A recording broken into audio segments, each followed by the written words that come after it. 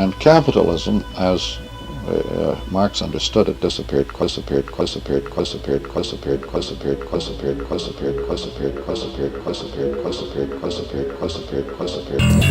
anybody has the in terms of auditory magic, is them heroes that was merely.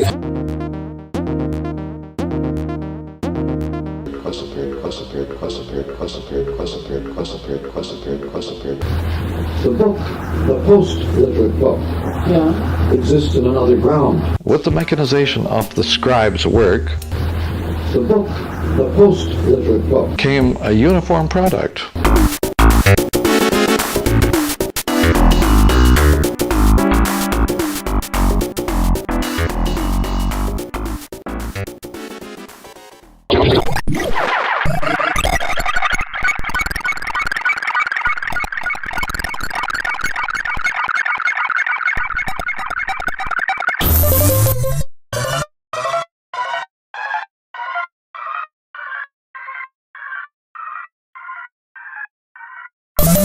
until this century.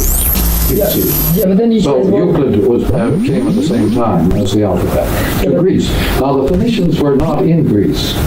They were all around in the Mediterranean world, but they weren't in Greece. But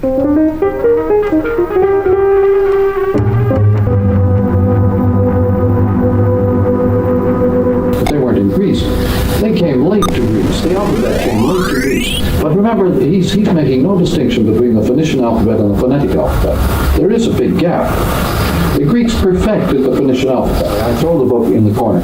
If the guy is not being a structuralist, forget him. But I can only suggest that confusion of an extreme kind is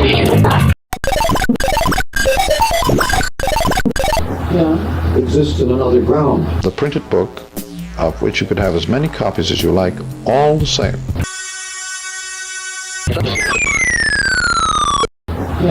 Exists in another ground. With the coming of uniform products, you have, for the first time in human history, uniform prices.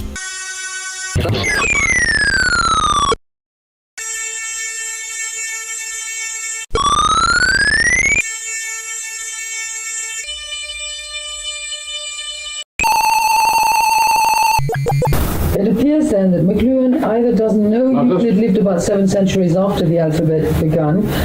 The post-literate book exists in another ground. There never had been any uniform prices for anything prior to printing. Or has an odd idea of meaning of the word direct. Just a moment. Euclid was a Greek.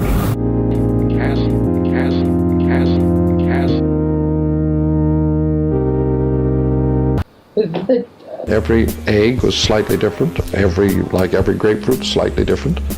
And so they haggled and they bargained, but there were no uniform prices. It's as somebody once said, that the book, the handwritten book, was a second-hand market. Come to Greece. The book, the post-literate book, exists in another ground.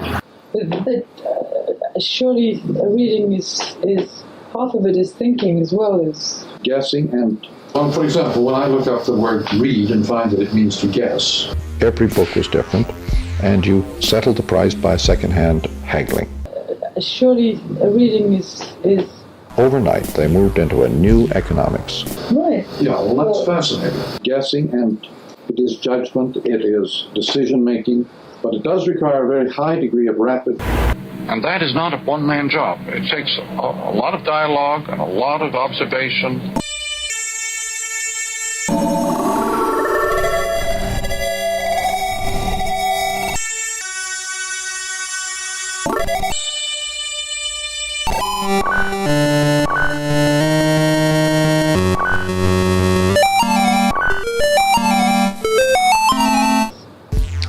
But based on books. Then they tried to extend that principle to other commodities as much as possible. Half of it is thinking. So that mass production was really, came out of the paradigm or the matrix of the printing press. Well, for example, when I look up the word read and find that it means to guess. Quantities of information to cope with that the older methods of classified filing of classified information in our memories and so on will not serve.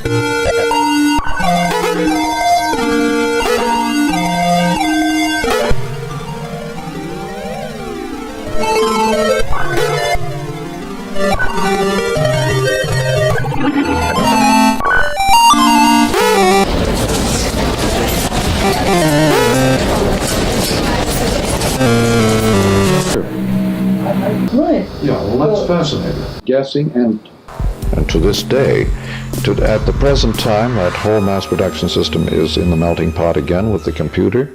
it is judgment, it is decision-making, but it does require a very high degree of rapid